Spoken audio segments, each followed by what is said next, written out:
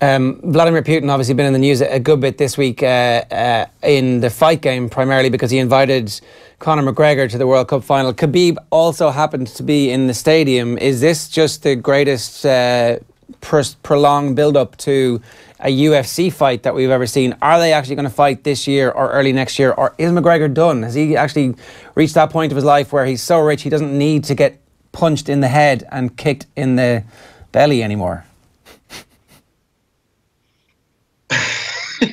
Oh, you just prefaced the first punch I'm going to land on you.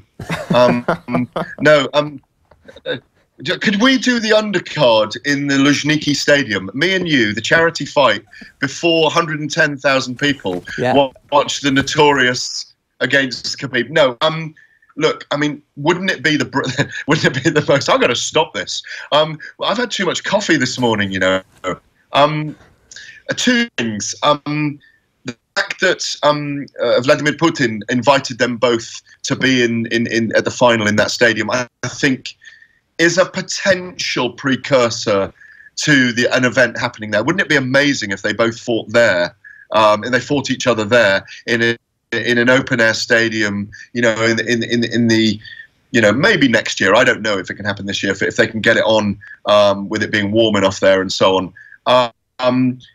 Clearly, there are moves going on in the background. I happened, gents, to be at Bellator's first event in Rome last Saturday, which was amazing in the open air at the Foro Italico. It was actually in the venue where they hold the Italian Open tennis. It was amazing, and they had kickboxing, and then the cage descended from the sky and landed on the. It was just amazing to the sound of "Thus Spoke Zarathustra." Richard Strauss's great kind of musical tome. I won't bore you, I'm getting too cultured here. But the thing is, it was a great night. But John Kavanagh was there with Will Fleury.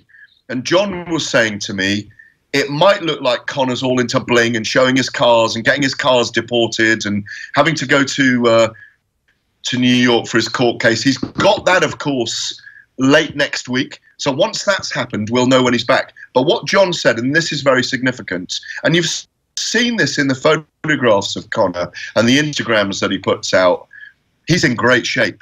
John Kavanagh said he's in SBG every single day he's in Dublin. He is training very hard. He hasn't given up the ghost. He's got to come back. And look, the way he spends money, that money's going to run out at some point. And the way his father, Tony McGregor's putting fuel into that speedboat all over Ireland all the time, they're going to need some more money. He's going to have another fight. He's got to come back. He's got to fight again. I think we'll see him 3 more fights before he retires. And let's be honest, I know Conor's got his detractors and he's been kind of partying, if you like, in the last year and a half. But, you know, he's had a son and, you know, he's not become any less popular, and he only needs to fight again to get the fight fans back on his side. Don't write him off coming back. This is what John Kavanagh said to me, fighting Khabib first fight back and using that incredible hand speed, that incredible left hand, and like you say, those slicing kicks to the belly that I'm procuring in my own gym at the moment, Jeff, to beat Khabib in the comeback. Look, I think the whole of the mixed martial arts world, and certainly the UFC, are missing Conor McGregor. And that's why they're getting another drug cheat, Brock Lesnar, back to fight for them later in the year.